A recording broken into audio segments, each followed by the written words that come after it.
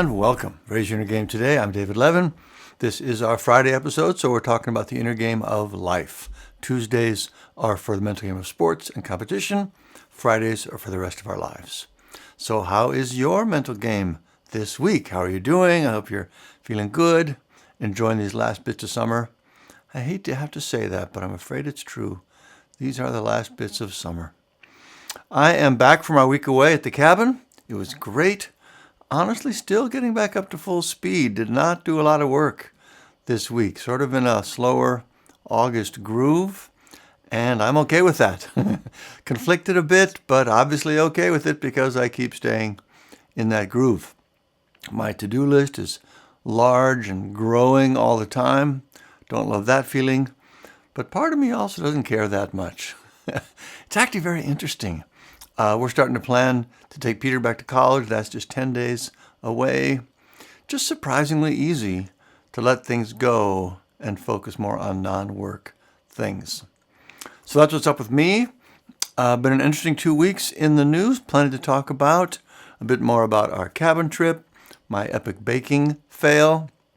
We'll talk about Tim Walz and the campaign, our new candidate for House of Representatives I'm excited about, a favorite mental game reframing exercise, another helpful communication tip, maybe my favorite, and several recommendations I'm excited about this week.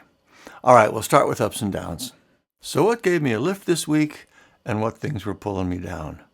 My lifts this week, no surprise, were about being at the cabin. I really do enjoy that in many ways. One of my all-time favorite things to do in the summer, or really I guess in any hot weather, is to go swimming. But I don't actually swim. I'm a bad swimmer, nervous in the water. What I love to do is jump in, cool off, and then get back out and lie down in the sun to dry off. I just love that. It's so relaxing and lovely.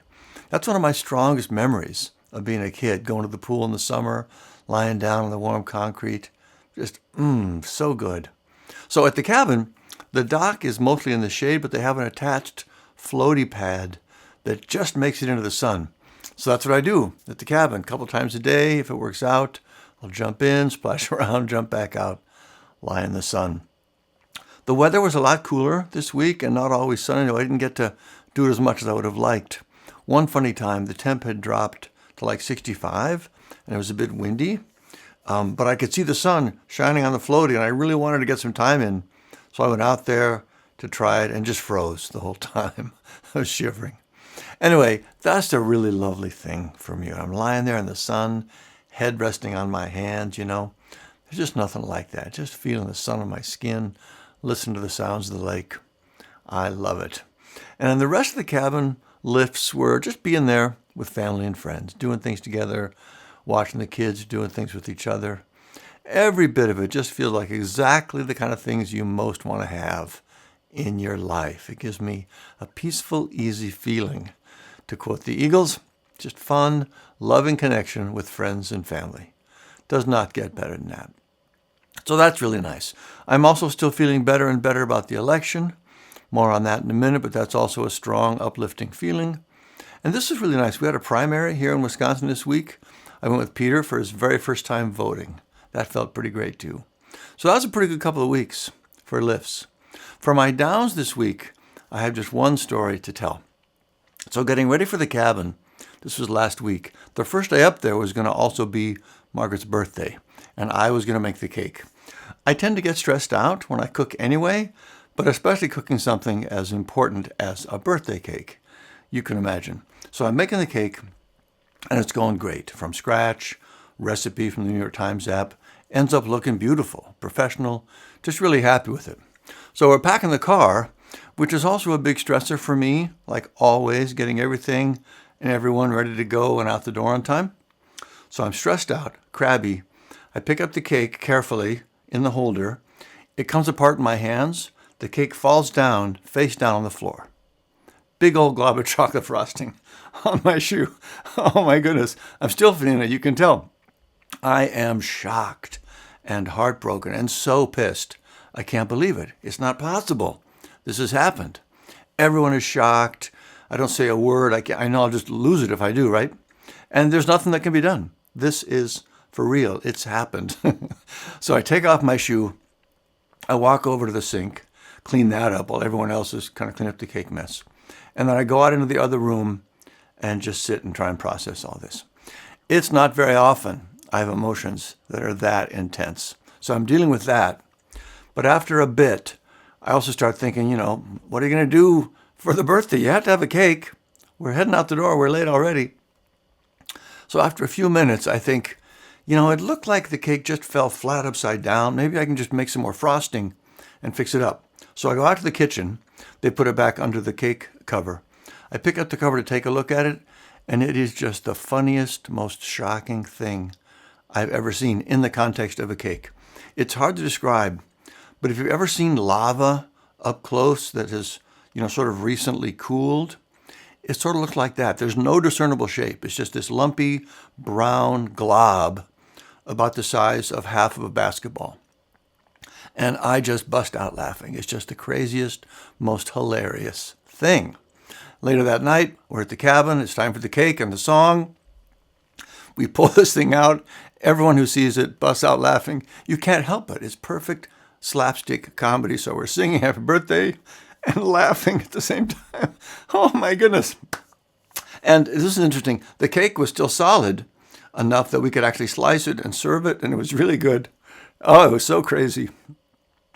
So that's sort of a mixed up and down, right? The down was crazy intense, and it really did bum me out at the time. But it ended up being, for sure, the most memorable cake we've ever had, and a great story that we will likely never forget. Oh my goodness, that was really something. It's a week ago, and I'm still reacting like that, talking about it. Oh, it was so funny. Oh my goodness. So anyway, those are my ups and downs for the week. Tons of cabin goodness, happy election feelies, first time voting with Peter. Down was the beautiful, horrible, hilarious cake. All right, next up, top stories.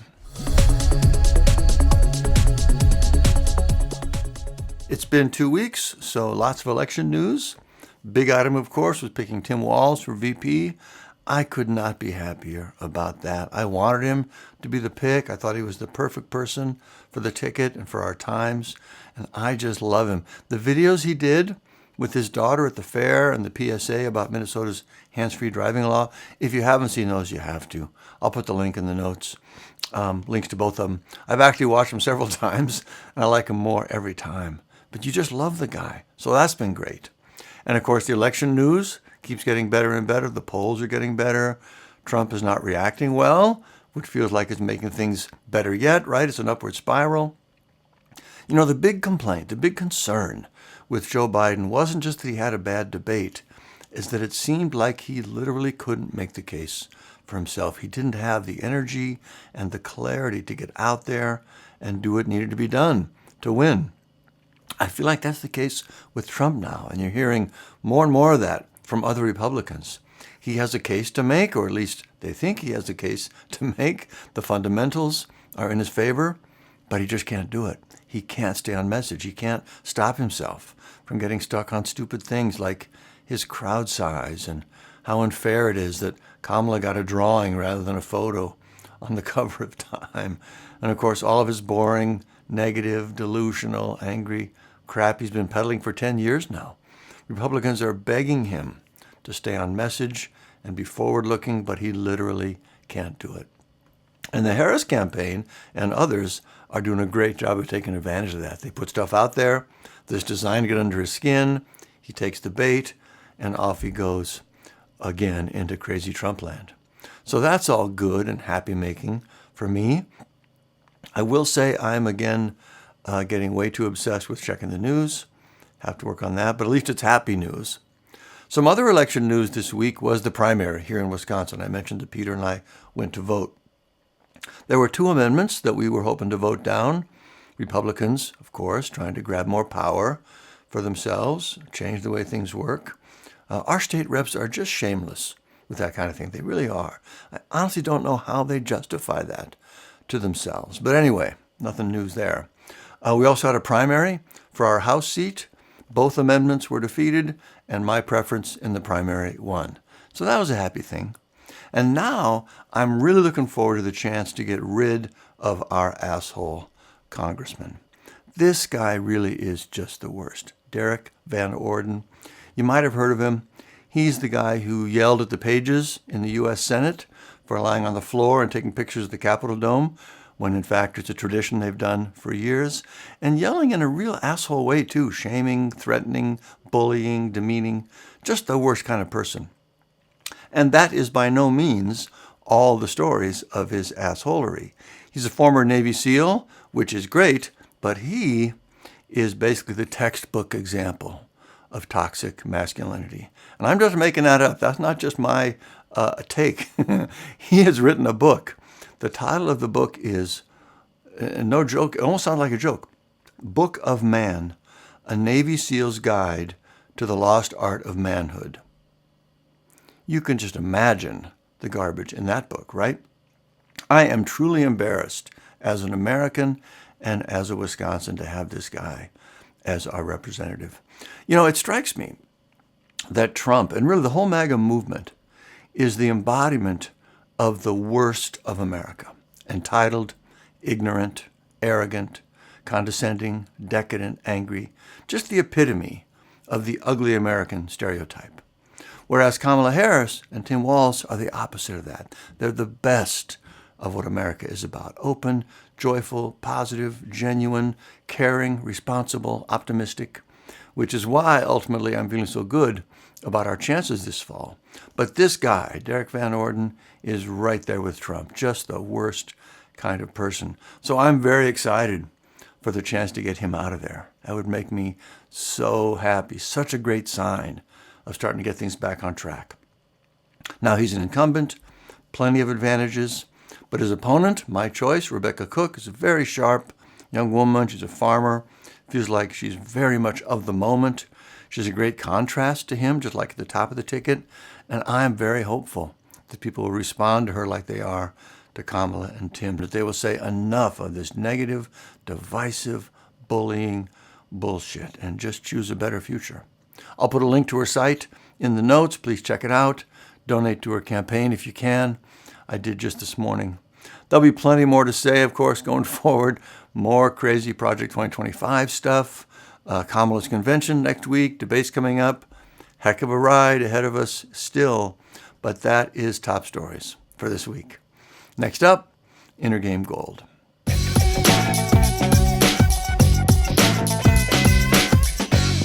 Last week, we talked about my favorite Zen koan, the one about the monks and the maiden. I set her down back there. Why are you still carrying her? Love that so much. This week, I want to revisit the Marshawn Lynch Technique. Marshawn Lynch, of course, the great NFL running back. His technique is to look in the mirror every morning and ask himself, what kind of person do you want to be today? What kind of person do you want to be today? It's just such a powerful and clarifying and illuminating question. It reminds us that we choose the kind of person we are being from one moment to the next. It's not the easiest lesson sometimes, but it's also very empowering. No matter what's happening around us, we can choose how we react. When we drop the birthday cake on the floor, we can stomp around and rage about it, or we can check ourselves and ultimately laugh about it. It's clarifying because when we ask ourselves that question, or a variation of it, am I being the kind of person I want to be right now? The answer is frequently no. Left to our natural impulses, we tend to not act in a way that we would be most proud of. So it's helpful to get that perspective and be reminded of that. And it's powerful because it reliably helps us lift ourselves up to a better place where we can feel proud of ourselves. So that's this week's Inner Game Gold, the Marshawn Lynch Technique. Look in the mirror and ask yourself, what kind of person do I want to be today? It's excellent. All right, next up, raise your outer game. Last week, we talked about an email communication tip, the love cookie, where you open and close your email with something that speaks to the emotional and or situational element of the message. I know you're busy, for example, and this helps keep those relationships strong. This week, one more communication tip. This one I especially love. It's called the handoff, and it's a way to help you listen and connect better in a verbal conversation. The idea comes from a Native American tradition you may have heard of called the talking stick or something like that, where in a group conversation, there's a physical stick of some kind. You can only talk when you have the stick, and no one else can speak until the stick has been passed to them. It's sort of like if you have a panel of people on a stage and only one microphone, right? You have to pass it to the next person before they can talk. That's where the handoff name comes from. It's handing the stick from one person to the next, or the mic. The technique itself is when you're in a conversation and the other person is speaking, before you give your reply, first say something that shows that you heard what the other person said. So, for example, you're talking about ideas for a new project. Someone says, "Oh, that's good." Before you continue on, you say, "Thank you," so it shows that you heard what they just said. Another example, someone's telling you a story about how they dropped a birthday cake on the floor. I'm going to have to get over that sometime. Before you jump in with a similar thing that happened to you, you say, "Oh man, that's terrible." Or even just reflect the emotions of what they're saying, on your face as they're talking. Again, it's simply demonstrating that you are listening and that you heard what they said. This is a powerful skill that's well worth adding to your communication toolkit. Number one, it helps you listen better, which is a great skill in itself. More important, it shows that you're listening, which sends the message that you care about them, you respect them, and so on. If you want to have a good relationship with someone at work, at home, anywhere in your life, those are about the most powerful messages you can send. I understand you, I respect you, I care about you. So that is Raise Your Outer Game for this week, the handoff. You're in a conversation. Before you reply to what's been said, first say or do something that shows that you heard what they said. For more helpful communication tips, check out the book Don't Just Talk, Be Heard. There's a link in the notes. Next up, our challenge of the week.